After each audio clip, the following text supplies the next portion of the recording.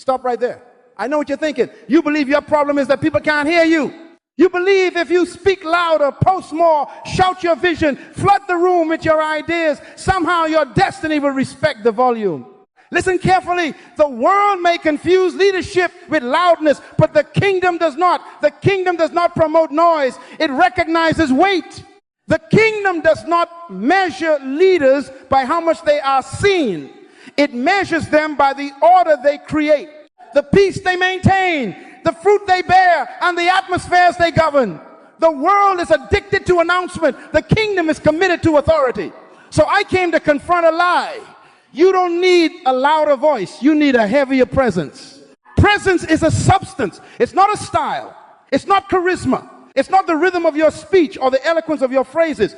Presence is the gravity of a life aligned with its assignment. Presence is the weight that comes from identity settled, character tested, discipline proven, and obedience maintained in secret where nobody is applauding. That is why some people enter a room and nothing changes, while others arrive quietly and the temperature shifts, conversation sober. Confusion finds a seat and order starts to assemble itself. Noise gathers attention, presence governs atmospheres. And until you understand that, you will keep spending your energy on the wrong thing trying to be heard when you were designed to be felt. Don't misunderstand me. I am not telling you to become timid. Timid is fear, baptizing itself as humility. I am not asking you to hide. Hiding is what servants do when they don't know their sons and daughters. I am saying silence is not passivity. Silence is power under control. Silence is the discipline of a mind that refuses to waste words. Silence is a kingly restraint that knows the difference between an announcement and a decree. The King of all creation established a universe with measured, intentional words. Light did not negotiate, it obeyed. He stood before storms and spoke brief commands, and nature remembered its designer. That is authority, that is presence, not performance, not panic, not excessive explanation. Strategic speech from a governed soul. Now here's where people get confused. They think if they don't talk about it, it won't grow. They think if they don't announce it, nobody will respect it. But the truth is, what you keep trying to make loud is still light. It lacks weight.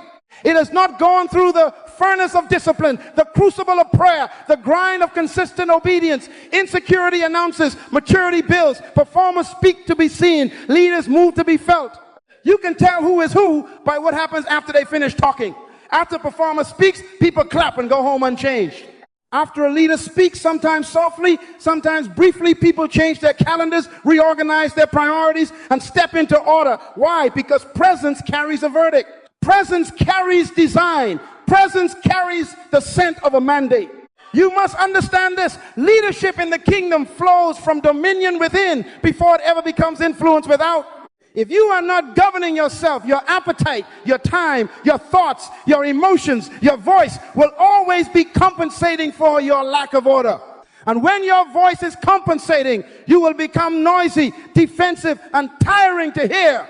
But when you have practiced self-government, when you have submitted your ambitions to your assignment, when you have chosen obedience over options and discipline over dopamine, your very posture speaks.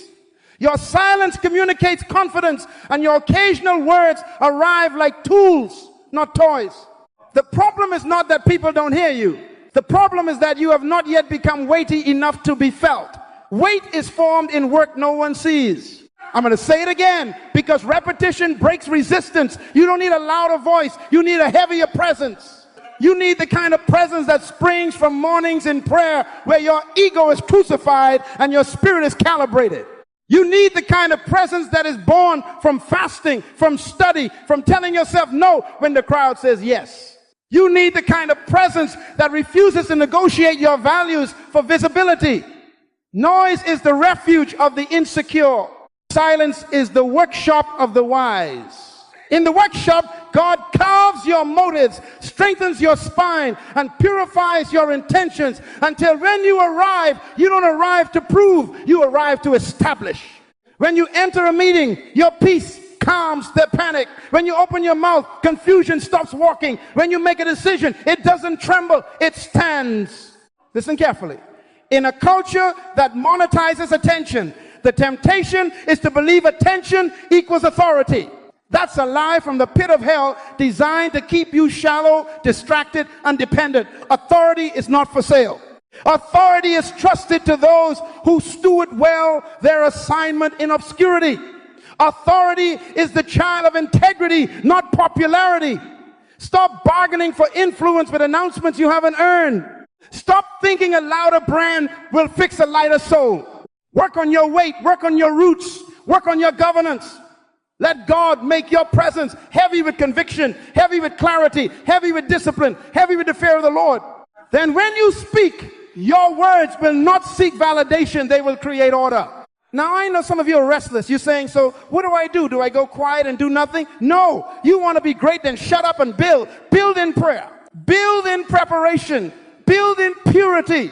Speak when words are required to create order. Stay silent when words are attempting to replace work. This journey we are about to take is not for the casual. Over the next moments, I will lay down rules, non-negotiables, for anyone who desires to carry calm authority without striving. These are not suggestions for a better week. They are requirements for a different life. If you want the kind of presence that governs without performance, then receive these instructions as a mandate, not a memoir. Until you understand that presence is a substance, you will keep auditioning for rooms that should be waiting for you. Until you understand that quiet authority is forged in private, you will keep trying to buy with noise what only weight can purchase. But if you anchor this truth in your spirit today, if you settle your identity, submit to discipline, and embrace the holy strategy of silence under control, you will stop chasing microphones and start carrying a mantle. Your life will begin to establish order. Your decisions will speak for you. Your results will amplify your assignment. And when you do open your mouth, it won't be to beg to be heard. It will be to decree what heaven has already authorized. You don't need a louder voice. You need a heavier presence. Now let's begin to build it. Listen carefully. Dominion before dialogue. That is the king's order. You keep trying to fix your life with conversations that your character should have handled. You're trying to negotiate what you were designed to govern. You think leadership is a personality, a flair, a tone. No, leadership in the kingdom is an assignment. It is a trust. It is a jurisdiction given by your manufacturer who designed you with specific capacity and responsibility. You were not born random. You were deployed. You were not placed on earth to collect opinions. You were placed to execute a mandate. Stop right there. I know what you're thinking, but how will they know who I am if I don't explain it? They will know because order will follow you. They will know because peace will rise when you enter. They will know because the garden you steward will testify without your commercials. Look at the pattern set at the beginning. The king forms a man from the dust, breathes spirit into him, places him in a domain, and gives him a commission. Work it, guard it, rule it. Only after dominion is assigned does language go to work, naming, classifying, structuring. Dominion is granted first. Words are tools to administer what was already authorized. That's the sequence you must recover. The modern world reverses. It speak first, brand first, announce first. But heaven's government moves in order. Identity, placement, assignment, stewardship, then speech. If you keep talking without territory, your words float. But when you stand in an assignment that fits your design, your words carry jurisdiction. That is why one sentence from a governed spirit can settle storms that 1,000 noisy mouths cannot. You must understand this. Authority is not attention. Attention is borrowed from people. Authority is delegated from God. Attention is a crowd granting you a moment. Authority is a king entrusting you with a mandate. Attention evaporates when trends shift. Authority stabilizes environments because it is backed by heaven. Attention makes you perform. Authority makes you responsible. Attention demands that you keep impressing. Authority demands that you keep stewarding. The problem is not that you desire influence. The problem is that you are trying to purchase authority with volume. That's a lie from the pit of hell, designed to keep you shallow, addicted, and easily manipulated. You do not earn authority by talking about it. You receive authority by aligning with your assignment and obeying in the dark until fruit appears. Why do you talk so much? You over-explain when identity is unsettled. You repeat yourself when your stewardship is weak. You try to manufacture gravity with words because the work has not yet created weight. Over-explanation is often a confession. I have not built enough to be believed, so I will beg to be heard. Silence exposes whether your results can testify. That is why noisy leaders are exhausting. They spend their breath convincing, not governing. Insecure leaders manipulate with speeches. Faithful leaders manage with systems. One builds a stage, the other builds a structure. Which are you building? Don't misunderstand me. I am not telling you to be mute. I am telling you to be measured. Kings are not quiet because they are timid. They are quiet because their authority is not up for debate. A police officer does not shout to prove the badge is real. The badge gives the voice meaning. A father does not negotiate bedtime with a toddler. A father sets order and the house remembers. If you have to keep saying, I'm in charge, you aren't. If you must threaten to be respected, you lack the results that make respect reasonable. In the kingdom, your stewardship is your evidence. Your boundaries, your calendar, your financial discipline, your moral purity, your consistent excellence, these are your documents of authorization. Show me the garden you were given and the state it's in. Is it in chaos or in cultivation? Is it surviving or multiplying? Your dominion is not proven by your declaration. It is revealed by your development.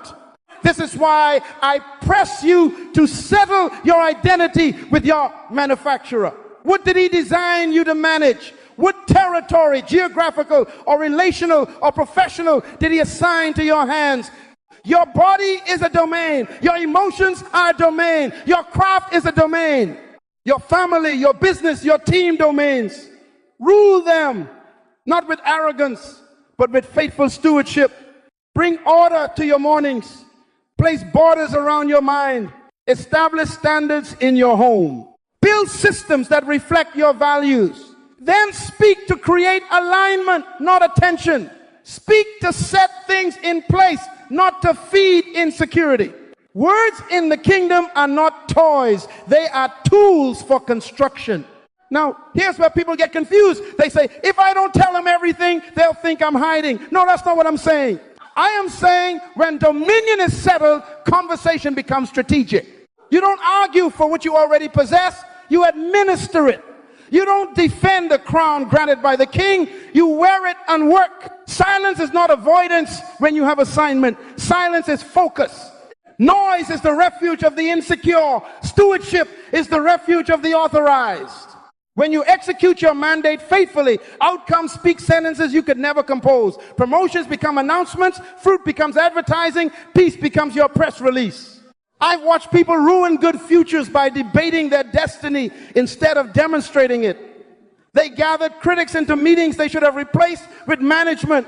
They spent hours trying to persuade those who were never assigned to their process. That is how dreams die, not by lack of talent, but by lack of dominion. You keep seeking permission from rooms heaven never listed on your blueprint. Stop it. Return to the pattern. Own your assignment under God. Govern your atmosphere. Build faithfully in small measures. Use your words like a builder uses a plumb line to check, to straighten, to align. When you do speak, let it be brief, clear, and final, because it is backed by obedience that has been tested, not by emotions that are restless. Until you understand dominion before dialogue, you will keep auditioning for respect you were meant to command through stewardship. But when dominion is foundation, your presence changes. Your calm increases. Your pace steadies. Your spirit stops performing. You begin to carry quiet authority, the kind that enters a room and turns confusion into clarity without shouting. From this place, we will move forward, because once authority is assigned and expressed through faithful management, silence becomes a weapon and speech becomes a scalpel. You will not argue your identity. You will execute your assignment, and your results will become the loudest sentence your life ever speaks. Stop right there. I know what you're thinking. I'm not noisy. I'm just being thorough. No, listen carefully. Many of you are not thorough. You are afraid. You are not clarifying. You are trying to control perception. You want to manage how they see you because you have not settled who you are. You keep adding sentences to compensate for an unanchored identity. Over-talking is not excellence. It's self-defense dressed in vocabulary. The truth is, you are trying to buy trust with words because your spirit has not yet learned to rest in assignment. You over-explain because you haven't decided that God's approval is enough. That's the real issue. Not your mouth, your identity. You must understand this. There is a lie whispering in your ear every time you feel that itch to announce more, justify more, clarify more. If I don't explain myself, I'll be ignored. That is a lie from the pit of hell designed to keep you shallow, reactive, and dependent on other people's attention. It tricks you into believing that your value is fragile and your purpose needs public permission to breathe. Hear me, your assignment is not on trial. Your destiny does not require a defense attorney. When the king has authorized you, striving for explanation becomes a demotion. In the kingdom, fruit is your evidence, order is your signature, and peace is your witness. If they cannot read those documents, your extra paragraphs will not help. Let's go deeper. Why do you rush to explain? Because you are afraid of being misunderstood. Because you crave to be seen as reasonable. Because you secretly need applause to feel secure. Because you are trying to avoid rejection by purchasing pre-approval with explanation. But every time you do it, you weaken your own spine. Every time you do it, you leak confidence. Every time you do it, you give away leverage. You take what should be sacred, your process, your convictions, your timing, and you put them on the auction block for casual commentary. You think you are being transparent, but you are actually being trainable by the wrong teachers. You are training people to believe they have a vote on your standards. You are tutoring them to think your boundaries are proposals, not policies. That's why your no sounds like maybe. That's why your decisions wobble. Your mouth keeps negotiating what your spirit should have settled. Listen carefully. The world is loud because it is insecure. Noise is the refuge of the insecure. Silence is the workshop of the wise. The insecure person fills the air with explanations, hoping to persuade the room into supplying what God already offered: identity, dignity, assignment. But the wise know that words are not for soothing fear. Words are for creating order. The more you use words to sedate your anxiety, the lighter your presence becomes. It's a bad exchange. You spend authority to buy approval and end up broke. And while you're busy arguing your decision, the enemy's stealing your time. While you're busy defending your plan, critics are dissecting a seed that needed soil, not a spotlight. You keep uprooting what God is growing in the dark just to prove it exists, and then you wonder why it dies in your hands. Seeds grow in silence. Plans develop in privacy. Blueprints are for builders, not for browsers. Let me tell you the cost of constant explanation. First, you leak confidence. The more you talk, the more you signal uncertainty, and the more the room treats you like a negotiator instead of a governor. Second, you reveal strategy too early. You invite resistance before you have results. You call attention to battles that didn't even know your name yet. Third, you attract unnecessary critique. By offering your process to anyone with an opinion, you hand your microphone to their doubt, their fear, their jealousy, and their unbelief. Fourth, you train people to debate your boundaries. Every explanation becomes an invitation to argue, and what should have been final becomes flexible. Do you see it? Over-explaining is not harmless. It is sabotage. It is like giving thieves your itinerary and then blaming the darkness when they rob you. Now some of you are saying, but I don't want to be arrogant. Stop right there. Confidence is not arrogance. Confidence is alignment with assignment. Arrogance is appetite for applause. Confidence does not need to win every room. Arrogance must win or it feels dead. Confidence can walk away from misunderstanding and keep building. Arrogance stays to argue because attention is its oxygen. Confidence speaks when order requires it. Arrogance performs because silence feels like suffocation. Don't confuse quiet strength with pride. In fact, pride is often noisy. Pride needs to be seen working. Confidence is content to work unseen. A lion does not answer the barking dog. A king does not debate every peasant rumor. The more authority you carry, the fewer conversations you need to have. Not because you despise people, but because you value the assignment more than the performance.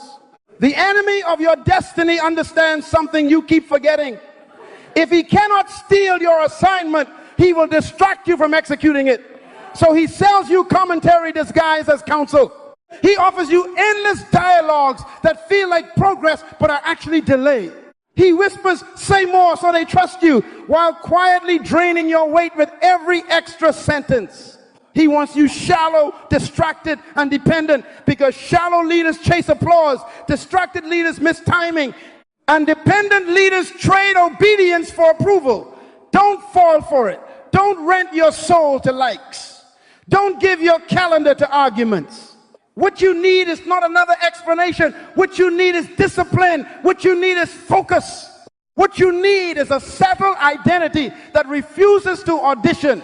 So how do you break the addiction to noise? Settle who you are and whose you are. Go back to your manufacturer and retrieve your specification sheet. What did he assign? What did he forbid? What did he promise?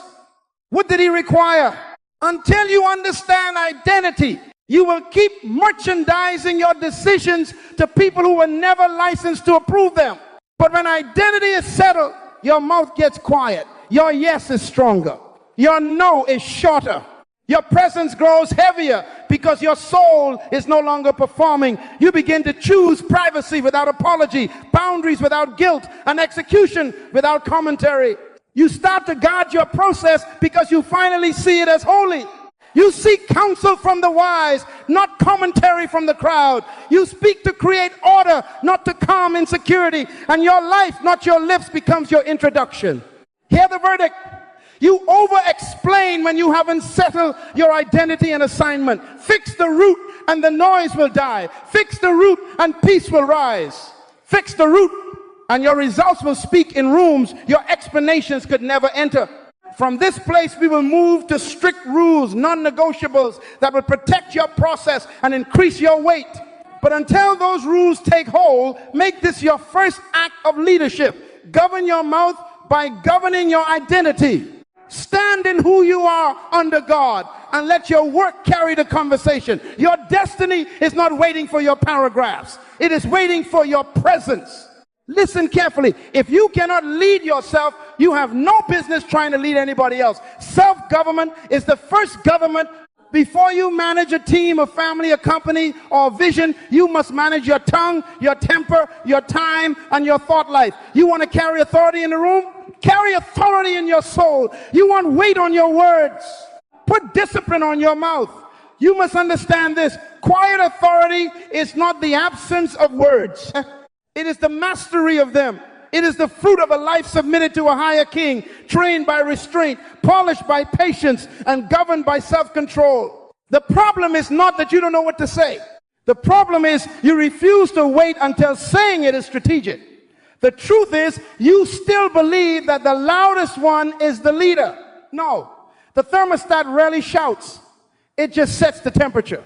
Stop right there. I know what you're thinking. If I don't speak up immediately, they will think I am weak. No, that's not what I'm saying. I'm saying strength is not speed, and authority is not anxiety. The Spirit does not produce panic. He produces patience. He does not manufacture frenzy. He births self-control. Silence in the right soul is a manifestation of the fruit of the Spirit. It is patience choosing timing over impulse. It is self-control, choosing edification over ego. It is humility, choosing purpose over performance. Heaven's leaders are slow to speak, quick to listen, deliberate to respond. They don't chase the last word because they already have the final authority in their spirit. They can absorb heat without exploding. They can carry offense without broadcasting it. They can take counsel without surrendering conviction. That is the discipline of self-government. Until you understand this, you will keep mistaking reaction for leadership. Reaction is easy. Restraint is royal. Dogs bark at everything that passes. Lions conserve energy for what matters. Which are you? Do you spend your breath defending yourself to every critic, or do you reserve your words for construction? Listen carefully to the markers of internal order. A governed leader pauses before answering, not because they are timid, but because they are weighing. They listen longer than their ego prefers, not because they are unsure, but because they value alignment more than applause. They choose words like a builder chooses materials, specific, necessary, load-bearing. They let silence do some of the heavy lifting. They don't chase the last word because the assignment, not their pride, is at stake. They leave some arguments unresolved because peace is better than being right about what doesn't matter. This is not retreat, it is rule. This is not cowardice, it is kingship. You must understand this. The one who controls the conversation doesn't always lead. The one who controls themselves always carries authority. People who need to dominate every meeting are often hiding disorder in their private world. They require external submission to compensate for internal chaos. But authority that comes from self-government stabilizes environments without demanding them. When your spirit is ordered, your presence becomes a plumb line. People straighten just because you entered. Why? Because your calm is a rebuke to their hurry. Your patience is a boundary to their panic. Your restraint is a mirror to their insecurity. Noise tries to win by force. Presence wins by gravity. And gravity is forged by daily, private, hidden obedience, where your mouth learns to wait until your spirit says, now. Stop making your feelings the foreman of your mouth. Your emotions are real, but they are not qualified to manage your assignment. Appoint your spirit, trained by prayer, scripture, and fasting, as the gatekeeper of your speech. Set a watch on your lips. Ask yourself, before you speak, am I about to create order or just relieve tension? Am I moving the mission forward or just making my insecurity comfortable? Am I building a person, a process, or a principle, or am I performing? If the answer convicts you, be quiet and govern yourself. The delay is not a denial, it is a design. It gives wisdom time to surface. It gives agitation time to cool. It gives heaven time to instruct. What feels like silence is actually strategy. What feels like restraint is actually rulership over self. Now here's where people get confused. They think that to be a servant leader, they must always explain, always comfort, always narrate. No. Servant leadership does not mean speech without standards. It means words in service of order. You are a steward, not a stand-up act. Serve people by giving them clarity, not commentary. Serve them by modeling discipline, not drama. Serve them by showing that your emotions bow to your mission. That picture will teach more than paragraphs. Your children need to see a parent who can be provoked and still be precise. Your team needs to watch a boss who can be pressured and still be principled. Your clients, your congregation, your community, they learn the language of the kingdom by watching your restraint translate conviction into construction. I've watched meetings transform when one governed soul refused to be baited. The atmosphere shifts. Volumes drop, logic returns, timelines appear. Why? Because governance within becomes governance without. When you master you, you can begin to master the room, not by dominating it, but by stabilizing it. You don't have to win the argument to win the environment. Let your tone set the tempo. Let your pacing slow their frenzy. Let your succinct sentence become the hinge the whole conversation turns on. A precise word from a disciplined soul can do more than an hour of frantic debate. This is why I keep pressing you. Become a sanctuary before you try to build a city. Make your inner life a governed territory where the king's order is obeyed. Then your leadership will extend naturally from that throne. Don't misunderstand me.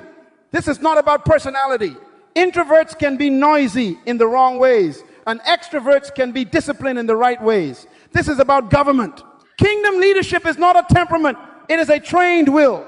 You train it by fasting from unnecessary words, by practicing holy pauses, by rehearsing short answers to recurring provocations, by blessing instead of biting, by letting God's word be the script your mouth recites when your emotions want to improvise.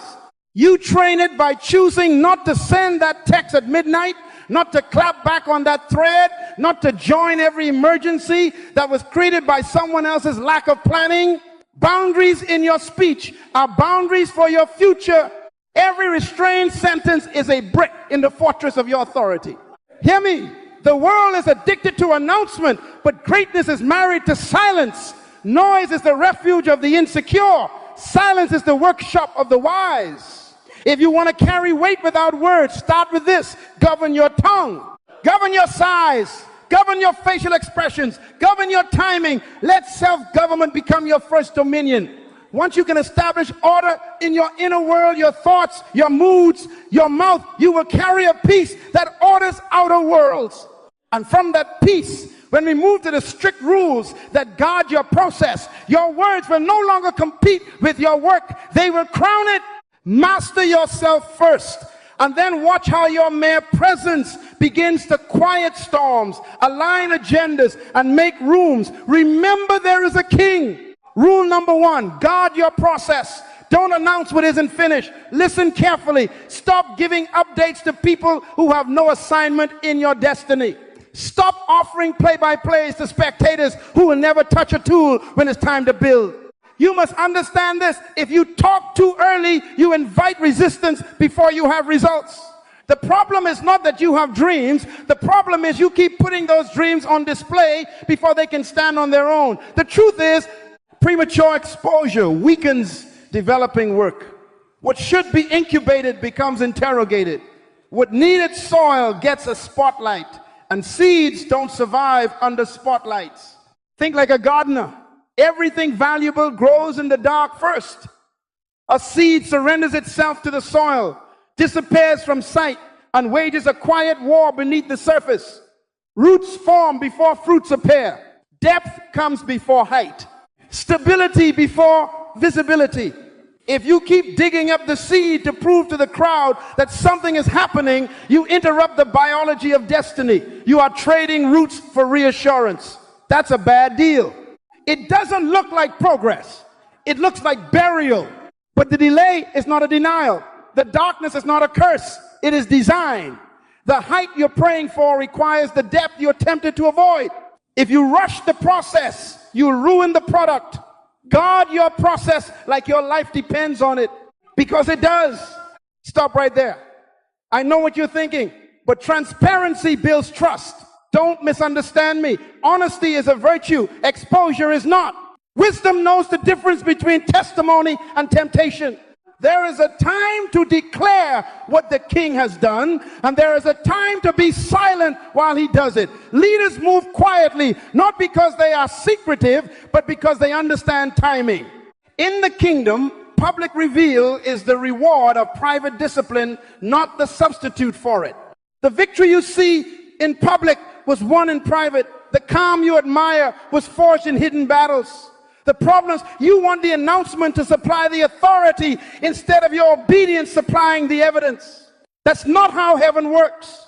Authority rests on alignment and execution, not on early press releases. Here is diagnostic. When you broadcast plans for validation, you invite voters into what was never up for election. You hand your blueprint to browsers instead of builders. And browsers will scroll your vision with casual fingers, leave smudges of doubt, and hand it back to you lighter than when you gave it. Every extra explanation is a door for their fear, their jealousy, their unbelief to enter your process.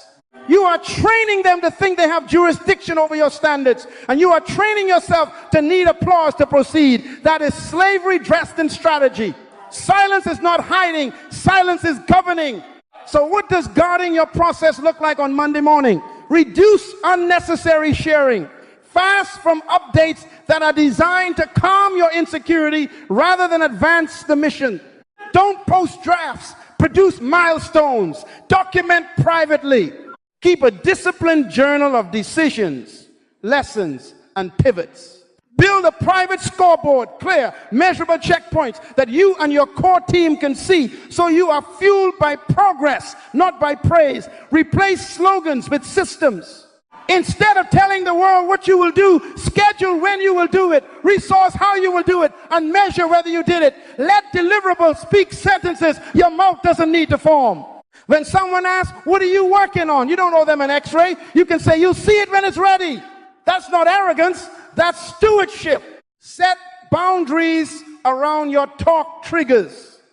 When you feel the itch to announce, pause and interrogate it. Ask, am I seeking clarity or comfort? Counsel or compliments? Is this conversation necessary for execution, or am I renting the dopamine of attention? If it's comfort, be quiet. If it's compliments, be quiet. If it's not necessary to get the job done, be quiet. Guard your process with practical gates. Limit your planning meetings to people who carry tools, not just opinions. Share timelines on a need-to-build basis, not a need-to-know basis. Establish a policy in your own soul. No public announcements until prototypes exist. No prototypes shared until internal tests pass. No launches without systems for sustainability. These are not suggestions. They are requirements. Let me warn you as a shepherd and a builder. Premature exposure attracts unnecessary warfare. It alerts competitors who are sleeping. It awakens critics who are busy elsewhere. It gives insecure people time to sabotage your momentum with their doubts and their deadlines. Worse, it tempts you to perform the plan instead of perfecting the plan. And performance eaten half-baked will make you sick. I've seen visions thrown back at leaders because they serve them for likes before they season them with discipline. Don't let that be your story. Cook your work all the way through. Taste it in private. Correct it in private. Strengthen it in private. And then plate it in public with excellence that needs no apology. Now, listen carefully so you don't swing to an opposite error. Guarding your process is not isolation. It is boundaries. Silence does not mean you become unaccountable. It means you become selective. You still need counsel. You still need sharpening voices. But you must distinguish counsel from commentary. Counsel carries responsibility for your outcome. Commentary carries curiosity about your activity.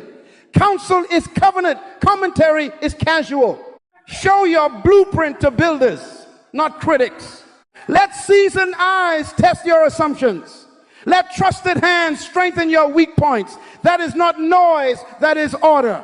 And we will deal with this in the next rule, because selective access will save your assignment.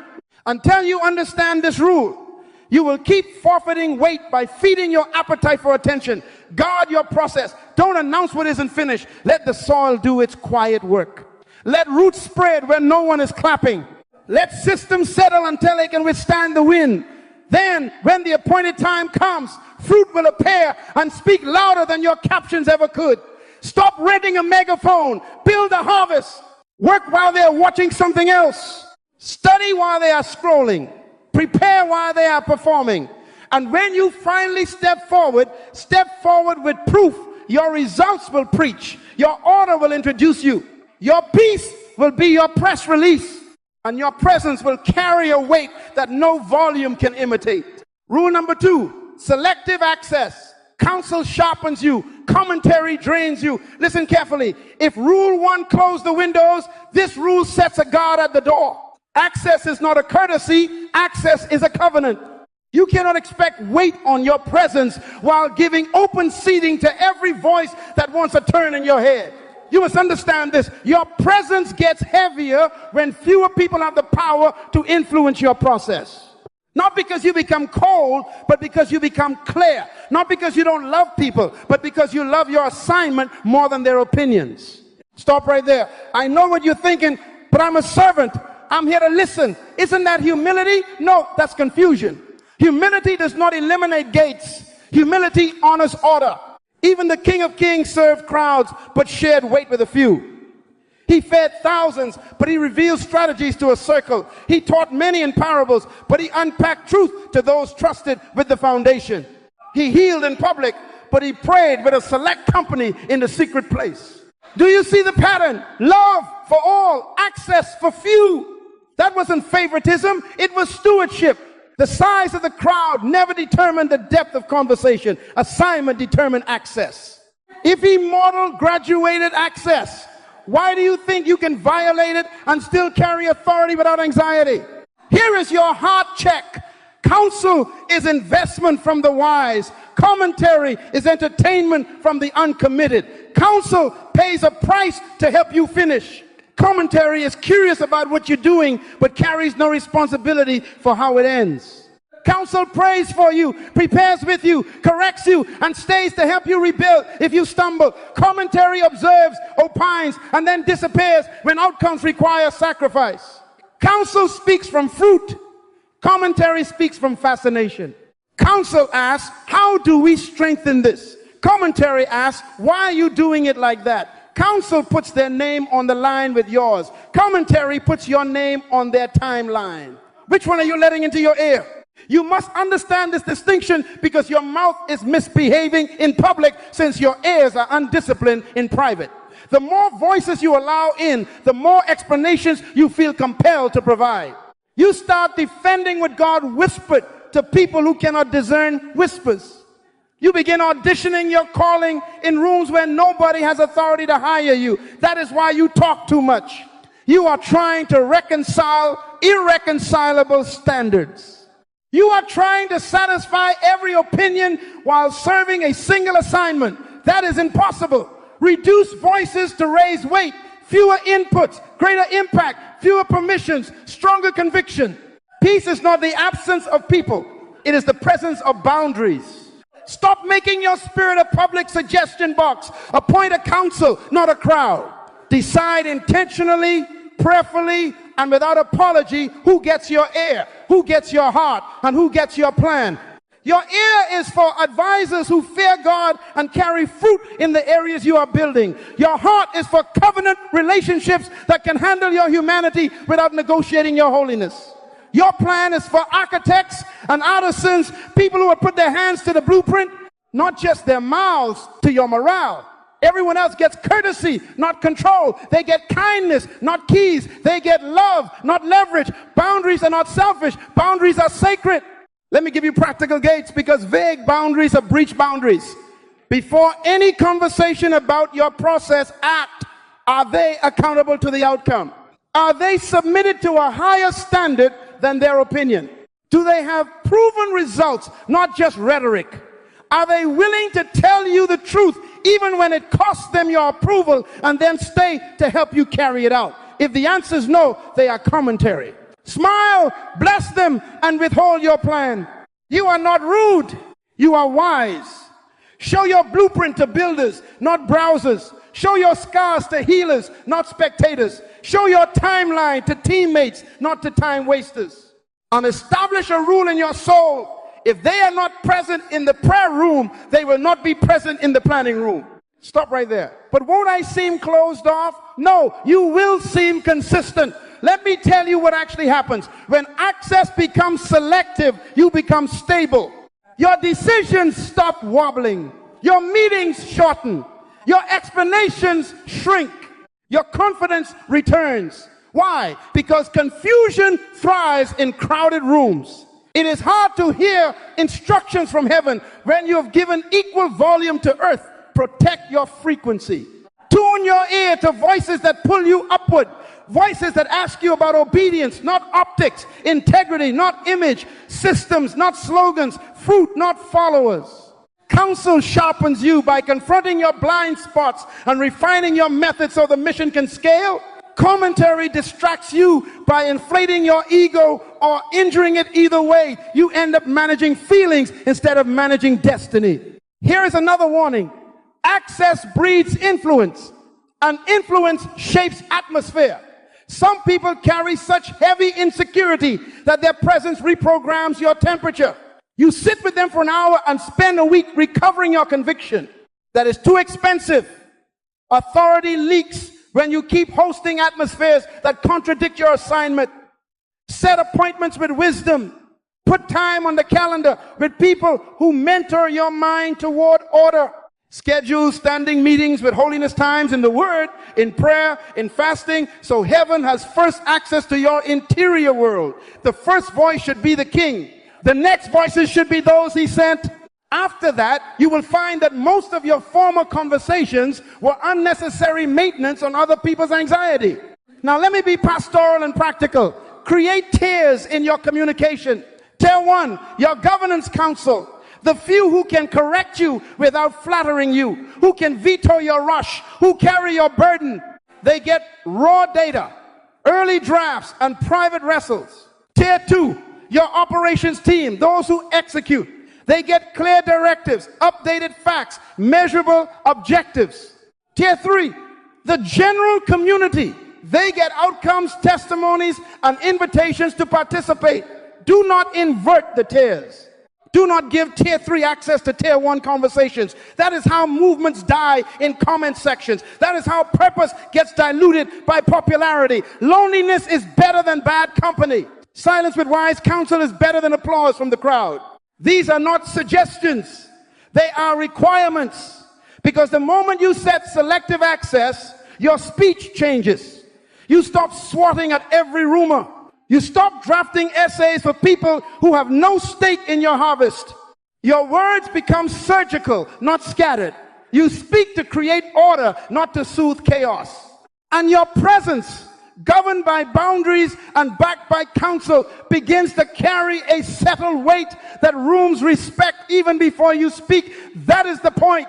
Manage access and you will manage reaction. Narrow the gate and you will narrow the noise. Then when you open your mouth, it will be on purpose, with power, and for construction. And we will go there next, how to use words like tools, not toys. But first, set the guards. Put locks on your gates. Protect the throne of your mind. Your destiny is royal. Treat access accordingly. Rule number 3, speak only to create order. Leaders use words like tools, not toys. Listen carefully. Your mouth is not a stage for your insecurity. It is an instrument for governance. You don't speak to sound important.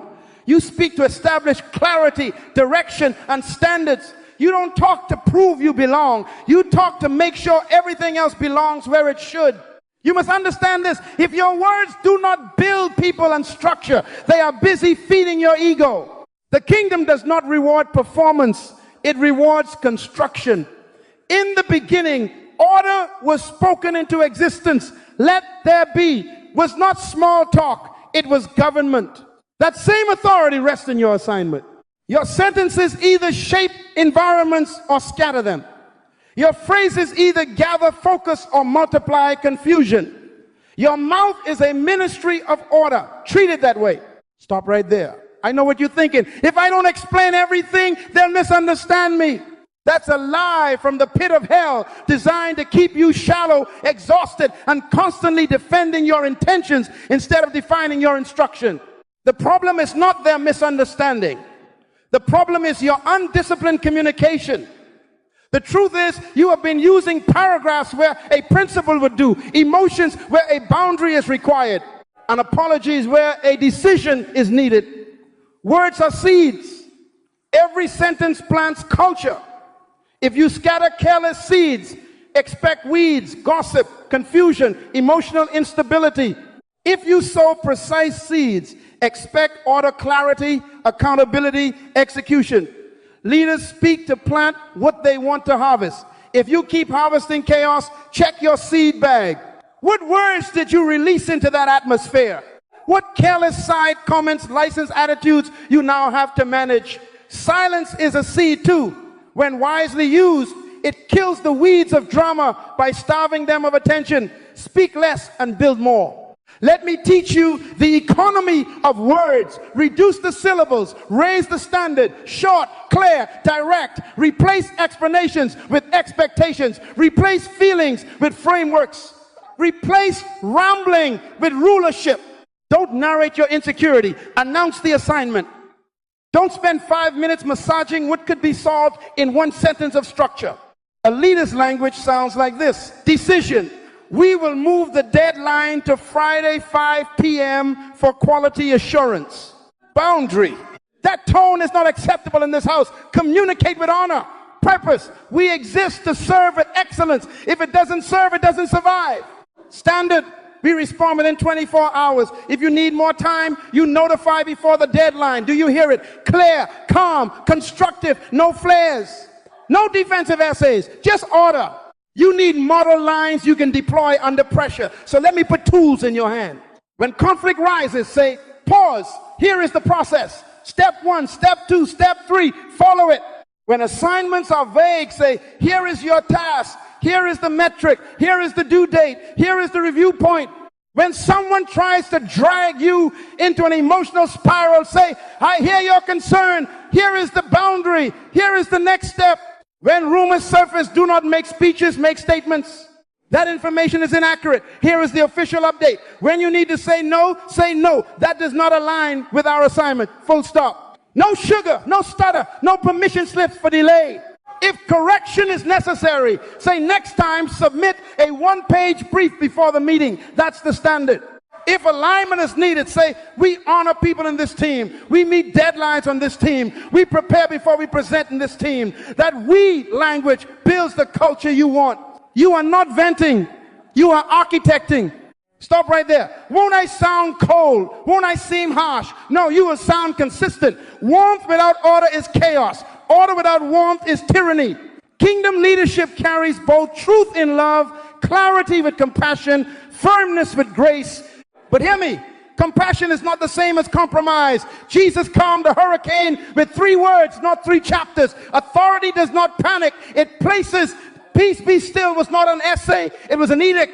Your communication must do the same. Restore alignment, assign responsibility, and reset atmosphere. If emotions are high, lower the volume of your words and raise the weight of your standards. Calm is a language. Use it. Let your tone be steady, your pace deliberate, your words measured. Emotions are weather, standards are climate. Establish climate, and the storms will have nowhere to land. Define the vocabulary of your house. Language sets lanes. In your team, in your family, in your business, outlaw certain phrases. Eliminate I'll try when a commitment is needed. Replace it with I will or I will not. Remove maybe later when procrastination is disguising itself. Replace it with a date and time. Identify trigger phrases that license blame. That's not my job. And replace them with here's how I can help within my role. Create default declarations that rehearse identity. We are stewards, not stars. We solve problems. We don't perform for applause. We finish. At the end of every meeting, perform a ritual of order. Say, recap, person, task, due date, deliverable, review point, write it, share it, then leave the room. If people leave inspired and unclear, you failed. If they leave sober and specific, you led. Practice word fasting. Cut the fillers that drain authority. Just sort of, kind of, I feel like when you're issuing standards. Save feeling language for care, not for governance. When you are setting direction, say, we will. When you are denying requests, say, no. No is a full sentence. Your long apology after a necessary no trains people to negotiate your convictions. Stop training rebellion. Establish consequences with covenant language. If A, then B, not as threats, but as agreements. If we miss this deadline without notice, we postpone the launch and reset the timeline. If this boundary is crossed again, we transition your role. Not anger, agreement. Not punishment, policy. Write it, say it. Enforce it. Order loves clarity. Correct in private with precision. Praise in public with specificity. In private, say 3 issues. Missed deadline, unprepared brief, hostile tone. Here are the standards. Here's the support. Here's the timeline for improvement. In public, say, I honor you for delivering early, for raising the bar on quality, for modeling our value of preparation. Why so specific? Because every sentence is a seed. You are planting exactly what you want to grow: ownership, excellence, honor. Do not award applause to behavior that violates your culture. Do not use your words to manage optics. Use them to build people into the stature their assignment demands. Speak to the identity you see in them. You are a builder. Act like one. You are a steward. Guard it. You are a leader. Govern yourself. Until you understand this, you will keep bleeding credibility through thousands of unnecessary syllables. The more you talk to soothe, the less you can speak to structure. Your life will be filled with debriefs that never become decisions, meetings that never become movement, passion that never becomes policy. But when your words are rare and ordered, they carry weight Because your silence has been doing the work of presence. You have already governed yourself. You have already guarded your process. You have already narrowed access. So when you step into the room and say one sentence, rooms recalibrate. When you say this is the way, pathways appear. That is not charisma. That is kingdom government in your mouth. These are not suggestions. They are requirements. Speak only to create order. Use words like tools, hammers to set boundaries, levels to check alignment, plumb lines to test integrity, blueprints to guide execution. Retire your toys. Retire your need to impress. Retire the habit of narrating feelings when instructions are needed. And get ready for the next progression. Because after you master your mouth, you must master your motion. Rule number 4 will command your habits. Move first, talk later. Let results become your loudest sentence. But for now, consecrate your speech. Plant only what you're willing to harvest. Govern your tongue, and you will govern your territory. Your presence will gain weight without shouting, and your words, when finally released, will do what they were sent to do. Build people, build structure, and move your assignment forward. Now we move. Rule number 4, move first, talk later. Let results become your loudest sentence. Listen carefully. The world is addicted to performance, to rehearsals masquerading as achievement, to trailers without a film. You don't need another teaser. You need a finished product. You must understand this. In the kingdom, fruit is the announcement. Evidence is eloquence. Proof is your press release. The problem is not that you are unknown. The problem is that you keep trying to be heard before you have produced something worth hearing. The truth is, work speaks with an accent that all cultures understand. Completion, a finished thing carries weight. An executed plan carries presence. One delivered outcome can end 1,000 explanations. Move first, talk later. Stop right there. I know what you're thinking. If I don't promote it, no one will know to value it. That's a lie from the pit of hell designed to keep you performing progress instead of producing it. Don't misunderstand me. Marketing has its place, but in the kingdom, marketing follows mastery, not the other way around. Jesus didn't pass out flyers for authority. He delivered outcomes and told people to be quiet, and the outcomes still spread. Dominion does not beg for attention. Dominion attracts it by demonstration. You want them to recognize your leadership? Then build something that solves real problems repeatedly. You want your voice to matter in the room? Then deliver results that matter outside the room. Stop auditioning. Start finishing. Fruit is the only language doubt respects. You must understand this. Discipline beats validation every time. If you need applause to start, you're not ready to finish. If you require hype to move, you will require hysteria to sustain. And that is a treadmill you cannot afford. Your life must preach even when your mouth is closed. Your calendar is a sermon. Your punctuality is a sermon. Your preparation is a sermon. Your follow-through is a sermon. Show up prepared. Deliver consistently. Keep your promises without being chased. Over-communicate only on essentials, risks, deadlines, handoffs, dependencies, and reduce noise everywhere else.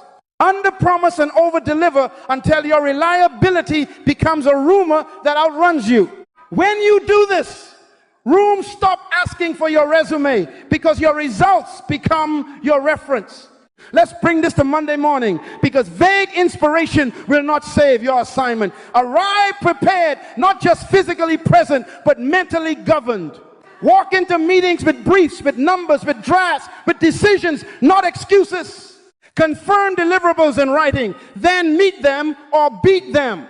When uncertainty hits, over-communicate the essentials. Signal early, specify the obstacle, propose the adjustment, and protect the deadline with alternatives.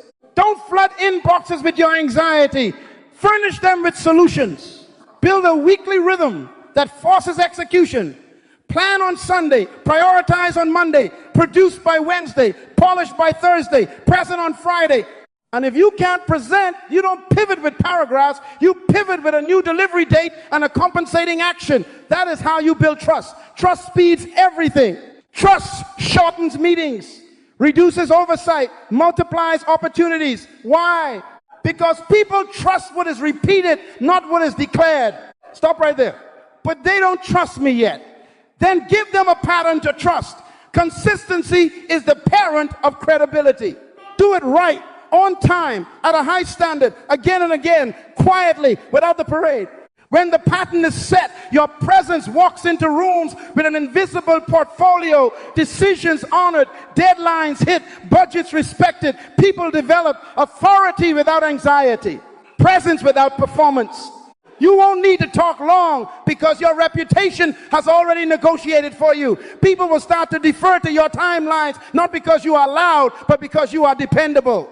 They will lean into your guidance, not because you are charming, but because your counsel keeps producing outcomes. Consistency creates calm authority. Let me correct the spirit of performance that has been draining your strength. Dreams are dying in the comment section because someone needed likes more than they needed growth. You keep throwing confetti on a foundation that hasn't cured yet. You announce the gym instead of building the muscle. You post the study plan instead of mastering the subject. You celebrate the meeting instead of reporting the milestones. Every time you cash a check of applause without the deposit of discipline, you go into overdraft with your destiny. That's why you feel empty after the post. The dopamine left and there was no development to remain. Silence that cycle. Work in the dark, where muscles grow, where roots thicken, where systems settle. What feels like a setback to your ego is a setup for your future capacity. Quiet is not punishment, it's preparation. Here is a sober standard you can live by. Do not promise what you have not resourced. Build buffers into your timelines. Protect your yes with systems. When you give your word, tie it to a schedule, a checklist, and a person responsible, including you. When you take on a task, ask 3 questions before you agree. What is the outcome? What is the cost? What is the capacity? If the capacity is thin, under promise and over deliver. If risks emerge, over communicate the essentials only, no dramatics, just facts and next steps.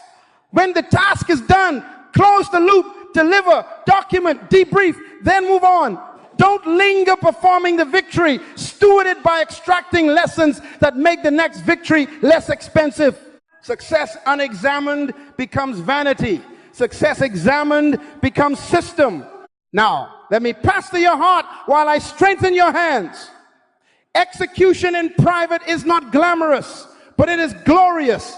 Heaven watches faithfulness when the crowd is absent. The king rewards stewards, not performers. He promotes finishers, not talkers. Your hidden hours are not a waste. They are an investment. When you choose to work while others are watching themselves, to read while others are refreshing their feeds, to practice while others are performing, you are increasing your weight. And when the moment comes, weight walks in before your words. That is presence. That is what you've been craving, and it cannot be faked. Noise is the refuge of the insecure. Silence is the workshop of the wise. Go to work. Stop right there. One more warning. Results without character can still be noisy. You can hit targets and still carry turmoil. You can deliver outcomes and still leak anxiety into every room you enter. That is not kingdom. The next level is presence that carries peace. Because peace is governance. Calm is not personality. It is disciplined faith in operation. We are going there next. But hear me now. Without execution, your peace talk is therapy, not leadership. And without peace, your execution becomes performance, not government. Both are required. These are not suggestions. They are requirements. Move first. Talk later. Let your mornings testify. Let your deadlines preach. Let your excellence make introductions your mouth doesn't have to make. Build a habit of finishing more than you start, of proving more than you promise, of closing loops faster than you open them. Reduce the number of announcements and increase the number of completions. When asked, what are you doing? Smile and say, you'll see. And when they do see, let them see order, quality, and consistency. Then carry that evidence into the next rule, where we will protect the very atmosphere you lead with. Because once you start producing at this level, the enemy will try to rattle your spirit. He will try to make your rooms loud. He will try to make your soul busy. But your calm will answer him. Your peace will govern him. Your presence will sit on the chaos and say, be still, and it will obey. Rule number 5. Protect your peace. Calm is a leadership language. Listen carefully. You must understand this. Peace is not passive, and calm is not a personality type. Peace is power. Calm is governance. Anxiety talks. Faith listens. Chaos makes people loud. Peace makes leaders clear. The problem is not that your environment is noisy. The problem is that your spirit keeps agreeing with the noise. The truth is, you have been letting the room set your temperature instead of setting the room's climate. Leaders are thermostats, not thermometers. You don't read the heat, you regulate it. And the first place you regulate it is within your own chest. Stop right there. I know what you're thinking. That's just how I am. I'm intense, I'm passionate. No, that's not identity, that's habit. Don't baptize your lack of self-government as authenticity. Passion without peace is a wildfire.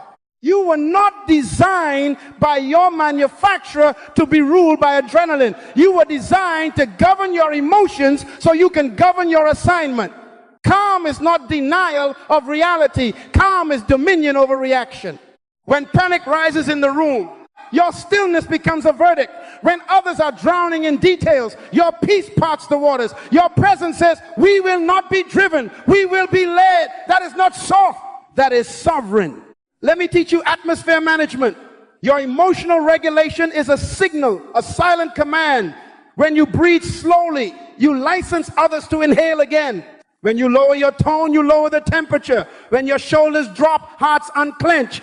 People read leaders long before they listen to them. Before you say a word, your spirit is preaching. What is your atmosphere saying? Is it saying we are the control, so react? Or is it saying order is here, so align? Peace is not just for your comfort. It is for their clarity. Your calm authorizes stability. Your steadiness becomes a standard. This is why the enemy keeps baiting you to prove yourself under pressure. Because if he can force you to perform, he can steal your peace. Don't take the bait. Authority does not audition. Royalty does not beg for belief. Kings sit, governors stand, leaders stabilize. Now hear me. Peace is a discipline before it is a feeling. You choose it before you sense it. You practice it before you possess it. So let's put handles on this. Before you respond, pause. 10 seconds of silence can save you 10 hours of cleanup. Let your first reaction be restraint. Breathe 4 counts in, 6 counts out. Slower exhale, slower emotions. Pray before meetings. Not a dramatic display, a simple consecration. King, govern my mind, order my tongue, anchor my heart. That prayer sets jurisdiction. It tells your soul who is in charge. Set response windows so you are not a slave to everyone's urgency. I respond to messages between 1 and 3 p.m. That is not arrogance. That is order. Refuse impulsive texts and late night emails when your emotions are loud. Draft it, sleep on it, read it in the morning with a calm heart and a clear head. Most fires die when you starve them of oxygen. Choose silence when emotions are high. Silence is not agreement. Silence is strategy. Speak when you can structure, not when you are trying to soothe yourself. Stop right there. But if I don't answer now, they'll think I'm weak. That's a lie from the pit of hell designed to drag you into a boxing ring you don't belong in. Urgency is not always importance. Noise is not authority. The enemy wants you winded so you will be weakened. He wants you defending your name so you will abandon your assignment. Let results defend your name. Let excellence secure your reputation. Your calm under pressure is itself an argument. It says, I trust the process. I trust the king. I trust my preparation. Faith is not frantic. Faith is focused. Faith is surgical. Anxiety scatters. Faith gathers. Make the decision to be gathered. Protect your gateways because peace leaks or builds through doors, eyes, ears, company, calendar. Order the inputs that inflame you. Reduce the headlines that hijack your hormones. Curate your counsel. Stop letting panic people be your barometer. Replace commentary with counsel. Seek voices that remind you of your assignment, not voices that mirror your adrenaline. Schedule margins around your decisions. Important choices don't live in crowded rooms and crowded calendars. Put 20 minutes of solitude before every major meeting. Walk, pray, rehearse the standard, write the 3 sentences that matter. Enter the room with a governed spirit and a clear plan. When surprise issues surface, respond with process, not panic. Here is what we know. Here is what we need. Here is our next step. Here is the time we reconvene. That cadence calms chaos. Your rhythm becomes their refuge. Rehearse phrases that protect your peace. When baited to argue, say, I'm not available for debate. I am available for decisions. When confronted with speculation, say, I do not engage rumor. Provide verified data on a proposed action. When emotions flare, say, we'll pause here and revisit at 10 a.m. with notes and solutions. When someone presses for an instant yes, say, I do not commit under pressure. I will respond within my window. Do you hear it? Calm, clear, consecrated. You are not running from responsibility. You are ruling the moment. That language trains your environment to respect your peace. You must understand this. Protecting your peace is not selfish. It is stewardship. Your assignment needs a stable vessel. Your family needs a whole leader. Your team needs a non-anxious presence.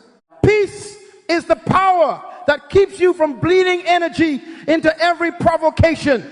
Peace is the policeman at the intersection of your mind, stopping intrusive thoughts, rerouting distractions, issuing citations to impulsive reactions. Guard it like your destiny depends on it. Because it does. If the enemy cannot corrupt your morals, he will corrupt your mood. If he cannot break your convictions, he will break your cadence. He doesn't have to make you sin. He only has to make you spin. Spin long enough and you will miss your window. Not today. Not on your watch. Let me pass to you for a moment. Some of you grew up in atmospheres where panic was normal and peace felt suspicious. You equate loud with love, urgent with important, busy with valuable. That training is over. Retrain your soul. Create daily Sabbath pockets, 15 minutes with no noise, no screen, just breathing, scripture whispered, assignment rehearsed. Begin your day with stillness and you will subtract mistakes before they happen. End your day by releasing what you cannot control so you can sleep as an act of faith. Sleep is not laziness, sleep is trust. You are not Atlas, you are a steward. The government is not on your shoulders. Rest is righteous. Stop right there. Peace does not mean avoidance. Don't misread this and become passive. Peace means you can confront without losing yourself. Peace means you can correct without being cruel, can decide without being defensive, can discipline without drama. Peace gives you the clarity to cut what needs cutting and the compassion to carry what needs carrying. Peace holds the line. Peace keeps the standard. Peace refuses to trade long-term order for short-term relief. When your calm is established, confrontation becomes cleaner because your motive is not to win an argument, it is to restore alignment. These are not suggestions, they are requirements. Protect your peace like it's your most valuable possession because it is. Practice the pause, consecrate the meeting, breathe on purpose, delay your replies, set your windows, choose holy silence over heated speeches. Curate your counsel, write your phrases, guard your gateways, then walk into every room with the quiet confidence of a governor who knows the king backs them. And as you do, your presence will preach before you speak. Your calm will carry authority. Your volume never could. Now stay with me, because once your peace is protected, we will sharpen your discernment to know when to speak and when to stand. Silence can be a weapon when it is guided by wisdom. We are going there next. But for now, let your heart be still. Let your mind be governed. And let your atmosphere submit to the rule of your peace. Listen carefully. This is the pivot where quiet becomes a weapon, not a wound. You must understand this. Silent leadership is not mute leadership. It is selective, surgical, and sacred. It is speaking at the right time, with the right spirit, for the right outcome. The problem is not that you speak, the problem is that you spray. The truth is, timing is wisdom in motion. There is a time to answer and a time to absorb. There is a time to correct with words and a time to correct with standards. There is a time to explain and a time to demonstrate. When silence is governed by discernment, it carries power. When silence is driven by fear, it becomes abdication. You are not called to abdicate. You are called to govern. Stop right there. I know what you're thinking. If I don't speak, won't they walk over me? No, that's a lie from the pit of hell, designed to drag you into endless performances. Cowardice keeps quiet to avoid consequences. Wisdom withholds speech to produce consequences. Fear hides because it has no structure. Authority pauses because it already has a structure. Don't confuse restraint with retreat. Don't mislabel patience as passivity. The lion is quiet not because he is timid, but because he is certain. You need that certainty. You need that royal stillness that says, my standard will speak, my system will speak, my results will speak. And when it is time to speak, you will open your mouth to create order, not to feed your ego. Hear the rhythm of the kingdom. Dominion before dialogue, stewardship before speeches. In God's economy, authority is conferred, and it is confirmed by outcomes. Do you want to know when to talk? When your words can build a bridge, not when they merely build your brand. Some battles are won by explanation, when confusion clouds a team, when a process needs clarity, when a heart needs teaching. But many battles are won by standards and consistent action. When gossip demands a duel, when pride writes you a challenge, when foolishness invites you into a circus. You don't fix a circus by joining the clowns. You fix a circus by restoring the 10 poles. Set the poles. Hold the lines. Let the structure do the shouting. Let me give you a discernment grid your future will thank you for. Speak when there is confusion, wrecking understanding. You clarify so people can run together. Speak when there is injustice, harming people, or distorting truth. You confront because righteousness demands intervention. Speak when there is misalignment infecting culture. You define expectations and recalibrate direction. Speak when there is danger threatening safety or integrity. You warn, you protect, you redirect. But stay silent when ego is hungry and wants to be fed. It will devour your destiny and still be starving. Stay silent when bait is dangled to pull you into pettiness. Decline the invitation and keep walking. Stay silent when gossip is marketing itself as information. Refuse to host that parasite. Stay silent when immaturity is demanding attention. Do not invest royal words in childish tantrums. Your silence in those moments is not weakness, it is warfare. You starve what you do not feed. Now, measured confrontation, this is how a governor speaks. You don't rush in with fire. You arrive with framework. Ask questions first to surface facts and strip assumptions. Help me understand what happened. What outcome did you intend? What step did you skip? Questions, disarm defensiveness and expose reality. Then define expectations. Here is our standard. Here is the process. Here is the deadline. Do not assume. Articulate. Then state consequences clearly, calmly, consistently. If this standard is not met, here's what will happen. Consequences are not cruelty. They are kindness to the culture. Finally, land the conversation with next steps and a time to review. Here is the action. Here is the support. Here is when we check again. Do you feel the difference? You did not spiral. You governed. You created order. Stop right there. But what if they don't respect calm? Then let consistency teach the course. Authority is not volume. Authority is clarity plus consequence over time. The immature crave drama because drama delays accountability. Do not barter accountability for applause. Keep your tone even. Keep your words sparse. Keep your standards steady. If emotion rises, you lower your pace, not your standard. If voices lift, you drop yours until the room remembers who is setting the climate. And if someone insists on turning a decision into a debate, you end the meeting with dignity. We're done here. The decision stands. We reconvene on Friday to review compliance. That sentence will save your culture 10 hours of chaos. There are phrases you must rehearse until they become muscle memory. I do not answer hypotheticals, present facts and options. We don't do blame here. We do responsibility. What is your plan? I don't reward urgency created by neglect. Submit a timeline that honors the standard. This conversation is drifting. Here is the question we are answering. I will not engage rumor, bring verified data, or retable it. My words are for order. My decision is final. Every sentence short, sharp, sober. Words are tools, not toys. They build structure, not spectacle. Now let's talk about silence in action. There will be emails engineered to hijack your peace, delay your response, draft it, return when your spirit is governed. There will be comments online itching for your energy. Do not tithe your destiny to an algorithm. Let your fruit moderate your reputation.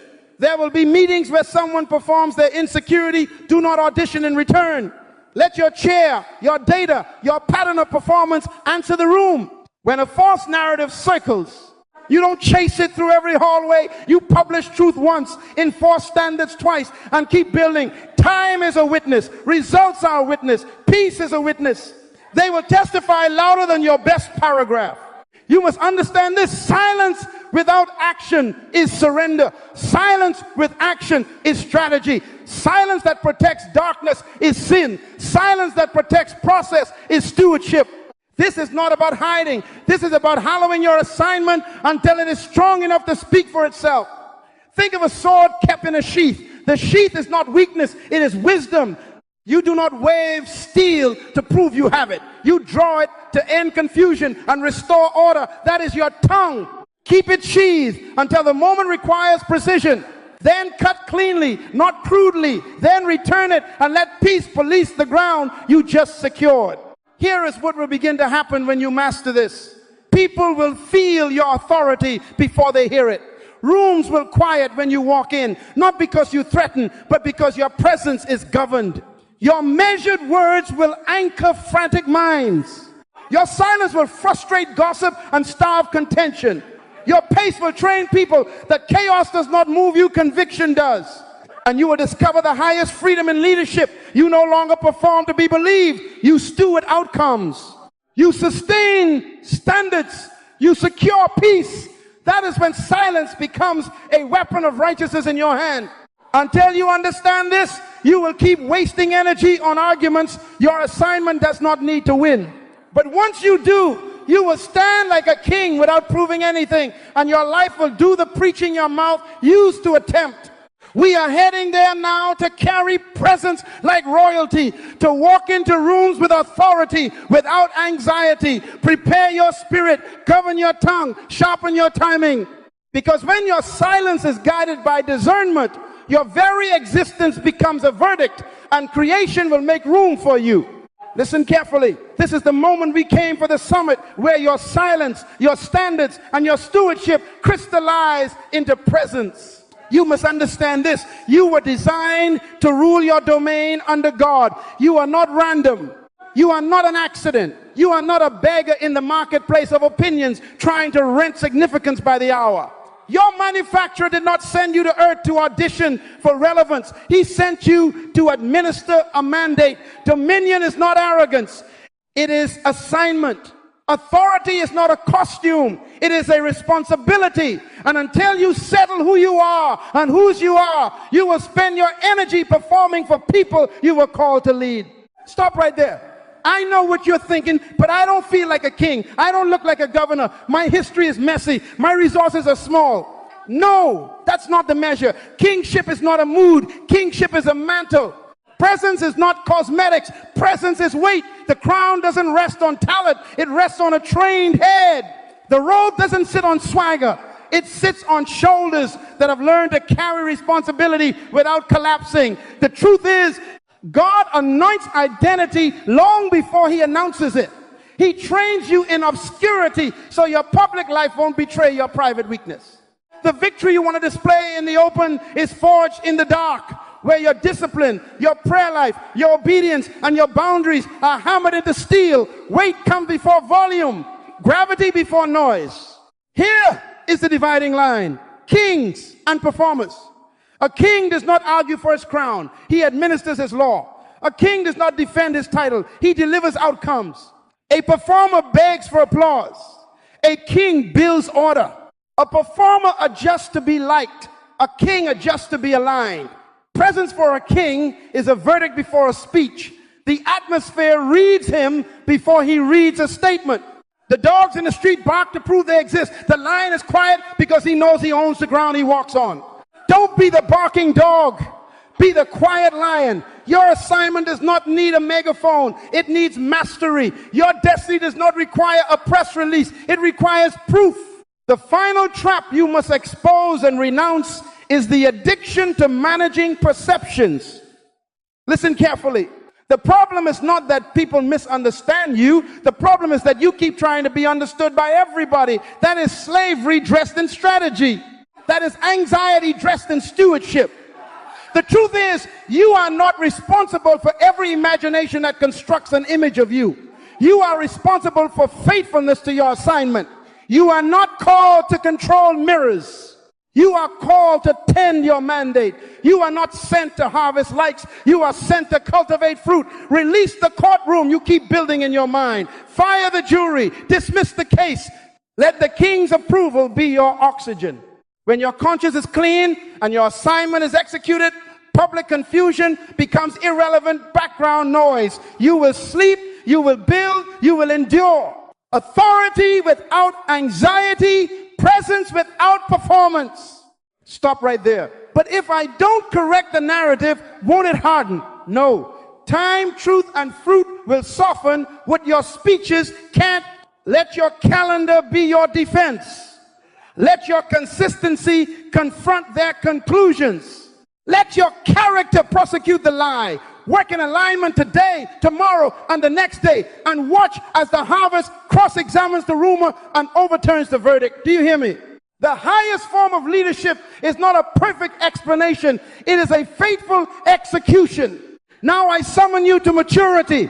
Stop rehearsing your leadership with words and start proving it with character. Stop promising future excellence and start practicing present excellence. Govern your appetites. Govern your mornings. Govern your reactions. Govern your circle. Govern your schedule. That is self-government. That is kingship at the root level. You cannot command rooms. You cannot command yourself in. You cannot set standards for teams you will not live under in private. You cannot be heavy in presence and hollow in discipline. This is not harsh. It is holy. You were born for weight. You were born for steadiness. You were born to be a non-anxious presence that calms storms and builds cities inside your domain. You already know the requirements, but let me bring them together like a scepter in your hand.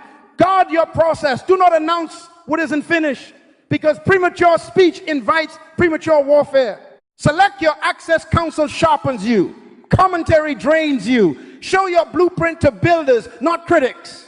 Speak only to create order. Use words like tools, not toys. Measure, don't spray. Move first, talk later. Let your results become your loudest sentence. Execute in the dark. Let outcomes testify in the light. Protect your peace. Calm is not personality. It is discipline, faith in operation. And over all of this, settle your identity, dominion before dialogue, stewardship before speeches. You are a son, a daughter, a governor under a king. These are not suggestions. They are requirements. Until you understand this, you will keep volunteering for debates your destiny doesn't need and bleeding energy into impressions that vanish like smoke. But once you do, your very entry into a room will become instruction. Your posture will set policy. Your pace will set culture. Your clarity will end confusion before it starts. You won't need to announce change. You will embody it. You won't need to defend standards. You will demonstrate them. Your silence will no longer be insecurity. It will be strategy. Your words will no longer be venting. They will be verdicts. I am calling you now to step into quiet authority. Stand up inside. Breathe. Square your shoulders under the hand of the king. Surrender the courtroom. Surrender the crowd. Surrender the craving to be explained. Pick up your assignment with both hands. Decide that your name will be carried by your nature, not your narratives. Decide that your legacy will be built by your habits, not your hashtags. Decide that your influence will grow because your presence has gravity, not because your performance has volume. If you will do this, you will discover the deep rest of leaders who carry presence like royalty without proving anything. We are about to seal this with practice. In a moment, I will give you a 7-day reset, a non-negotiable sequence that will train your tongue, your timing, your calendar, and your circle to submit to your assignment. For 7 days, your life will preach before your mouth opens. For 7 days, your results will become your sentences. For 7 days, your peace will become your language. Get ready. Set your heart. Because when you walk in quiet authority, creation recognizes the governor has arrived and the ground yields to purpose. Listen carefully. We seal it now with action, with practice, with a covenant between your will and your assignment. These 5 rules stand as your plumb line. Guard your process. Do not announce what isn't finished. Selective access counsel sharpens you. Commentary drains you. Speak only to create order. Words are tools, not toys. Move first, talk later. Let results become your loudest sentence. Protect your peace. The calm is governance. These are not suggestions. They are requirements. You must understand this. Your life will not change at the level of intention. It changes at the level of discipline. Stop right there. I know what you're thinking. 7 days can't change my life. That's a lie from the pit of hell engineered to keep you passive and predictable. 7 days of obedience can break a cycle you've been feeding for 7 years. Seeds sprout when the soil, the water, and the light align. Arrange the conditions and the harvest will start talking. So here is your non-negotiable reset for the next 7 days. And I want you to practice it with the seriousness of a vow. First, speak 30% less. Count your words. Trim your sentences. Cut the filler. If you would normally explain in 4 paragraphs, make it 2 sentences. When you feel the urge to verbalize, to be validated, close your mouth and breathe. Your silence is not absence. It is weight training for your presence. Second, strip away unnecessary explanations. Make the decision. State the why once. Set the timeline and move. You are not a defendant building a case. You are a governor building order. Over-explanation is often the perfume of insecurity. Wash it off. Third, choose one private discipline session every day. 30 minutes minimum. Close the door. No phone. No audience. Pray, plan, practice, produce. Read what sharpens your assignment. Rehearse what strengthens your craft. Build the unsexy systems that secure excellence. This is the workshop where weight is forged. The victory you won in public is being negotiated in that half hour. Fourth, have one boundary conversation and handle it calmly. 1, don't delay it. Don't dramatize it. Define the standard. Define the access. Define the consequence. Peacefully, clearly, kindly, firmly. You're not fighting them. You're protecting the assignment. Boundaries are not selfish. Boundaries are sacred. Fifth, execute one act of excellence done completely unseen. Fix a broken process. Clean the data no one checks. Write the policy no one asked for yet. Serve someone anonymously. So quality where no applause can reach. Heaven measures that. That's how you build integrity into your bones. 6, in one meeting each day, listen more than you talk. Aim for 70-30. Ask precise questions. Take notes. Repeat back key points. Speak last, not first. Your authority will multiply when people feel heard and when your words land as decisions rather than as noise. Finally, take one full day of digital silence during the 24 hours. Phone on airplane mode except for true emergencies. No social, no scrolling, no self-surveillance. Let your dopamine settle. Let your soul remember it has a king. Walk, think, journal, pray, strategize. The volume of your mind will drop. The weight of your presence will rise. Stop right there. But what if my world falls apart when I go silent? It won't. And if it does, then your life was not built on governance. It was built on addiction to urgency. You teach your world how to treat you by what you tolerate and by what you model. This is you retraining your atmosphere. Noise is the refuge of the insecure. Silence is the workshop of the wise. You are crossing over. Now, measurement. Do not trust vague feelings. Track fruit.